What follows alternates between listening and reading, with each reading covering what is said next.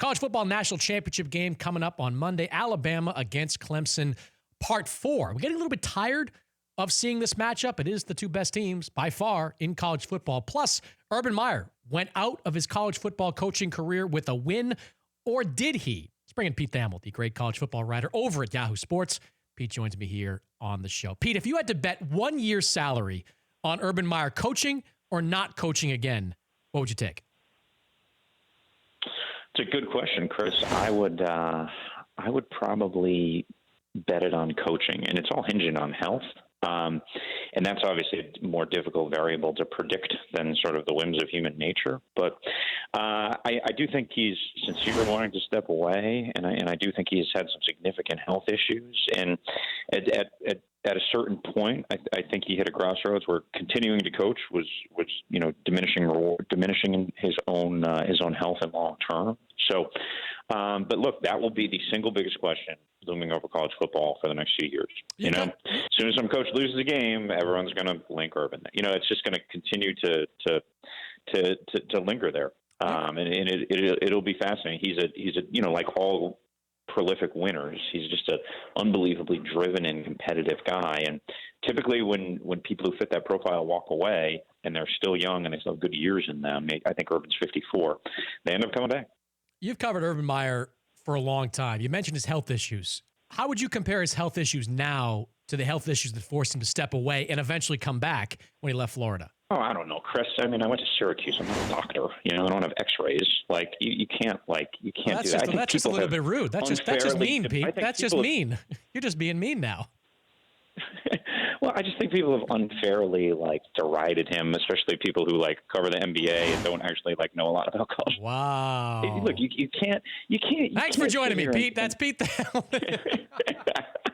No, I just think there's this underwriting cynicism where the guy was sick, man. The guy's a cyst in his brain, you know. And I just think there's been an undercurrent of a narrative of he loses a game and he's going to quit and all that. I just think look, the guy has health issues, you know, and you can't compare him, you know.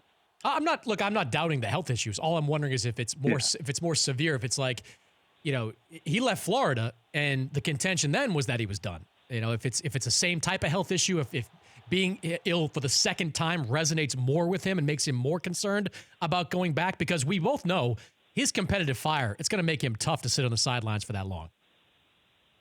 Yes, I don't argue with that at all. And I think the variables that, if that itch comes back, the variables that will determine it would be based on health.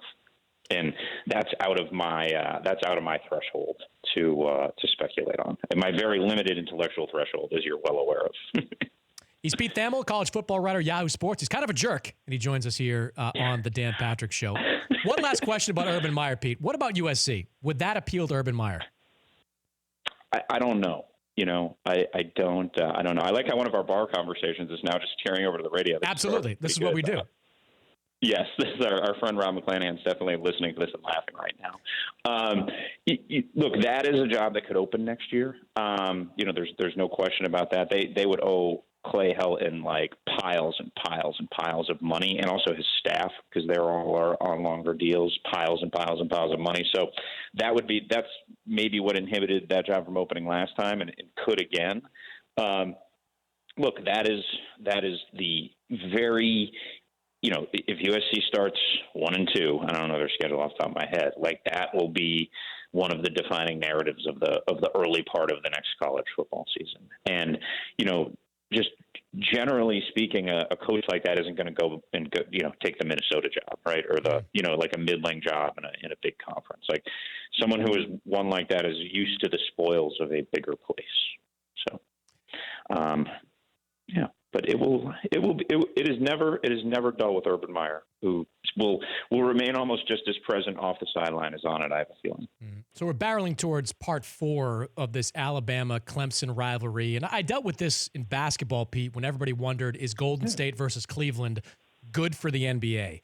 Is Alabama versus Clemson again for the national championship good for college football? I think it's unbelievable for college football. I think anyone that thinks anything differently, just doesn't want to watch a good game. All this rivalry has given us, and the two title games have been epic. Probably two of the 10 best college football games I've ever covered. The talent in the game is unbelievable. I think that Tua obviously is a favorite to be the number one pick in the 2020 draft with Justin Fields. They'll probably go 1-2. I would take Tua right now. And I think Trevor Lawrence is just a searing star who'll probably be the number one pick in the 2021 draft. So and then you just have the gobs of talent on both defensive lines. Clemson's skill at receiver is unbelievable. This is the best full set of Alabama receivers that Saban has had there, just in terms of 1 to 4. They're almost interchangeable. I just think anyone who's complaining about another great game needs to find something else to do, because it's just, look, these two have separated themselves not by a river, but more by a large lake to the rest of the sport right now. And if you're complaining about it, you probably have a vested tie to the rest of it, because I just think we always want the best teams to play and the best matchups, and that's exactly what this is. I agree with you. I do think that the failures of the semifinal games in recent years to be all that competitive, I think that puts even more of an emphasis on the need to expand the playoffs, maybe make it a little more difficult for Alabama and Clemson to get there. If they get there, great.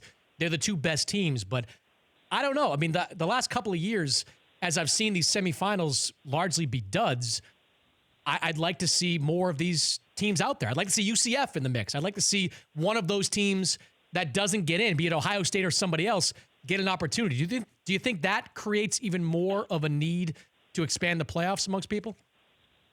Yeah, the narrative of the semifinals stunk. Let's shrink it is probably one of the dumbest narratives that's come through college football in a while.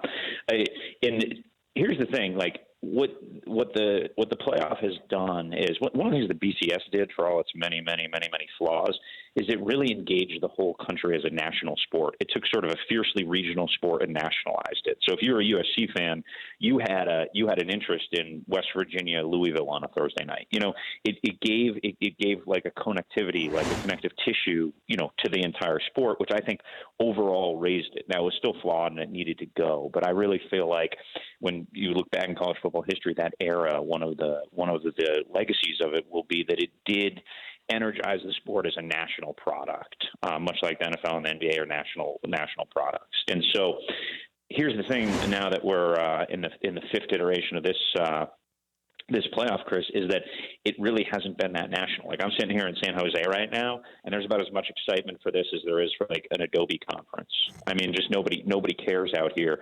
The Pac-12, through a lot of self-inflicted wounds and financial issues, is really teetering towards irrelevancy. Now, that is because there was a bad hire at USC, UCLA cratered down, or they're probably on the way back. Washington hasn't been able to push through to an elite level under Chris Peterson. But if there's a bid at stake, I think it changes everything.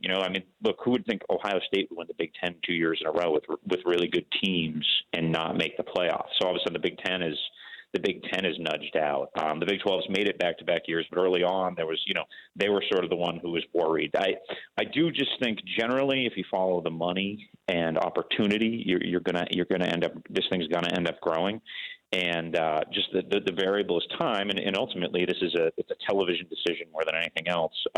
Obviously, the conference commissioners and some people at the CFP have a say in it, but there has to be, when you follow the money, the results usually come, and I do think we'll get there. The variable is time, and it does not right now feel imminent. You ever been to an Adobe conference? Quite a few. They're really fascinating. I'm a big coder. I don't know if you know that about me. I did know that.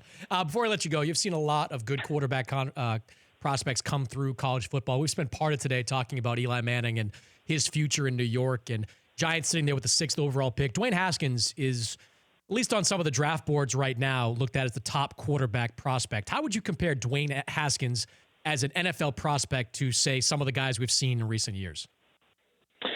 Yeah, so this overall quarterback crop Chris, is not as robust as last year. Last year was a pretty good crop. When I think it was off the top of my head, five first round picks with Lamar Jackson being the final one, and he's certainly looked okay. I think Dwayne Haskins, there's a little bit to me a boom or a bust feel to him. He obviously has arm talent, and right around midseason when I started calling around, people are like, "This kid's definitely going." There's just too much raw talent there. But the drawback is we've only seen 14 sample sizes of Dwayne Haskins. Now, the last 3 games were unbelievable, right? But if you go back to Penn State, the moment looked too big for him. He looked overwhelmed on the road. He looked rattled. He looked like, a young redshirt sophomore quarterback who hadn't started a lot of games.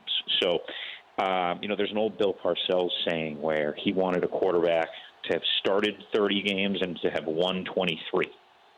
And now Dwayne, to his credit, has started now 14 games, I guess, and won 13. So, look, he's had as good of a singular season as a starter you can have. I think NFL people really like Ryan Day, and that's the reason why Justin Fields is expected to transfer there because he's obviously going to he's the number 1 quarterback prospect in the country last year, and he's going to try to follow that trail that Haskins has done, and really turning into an NFL quarterback under Day's tutelage.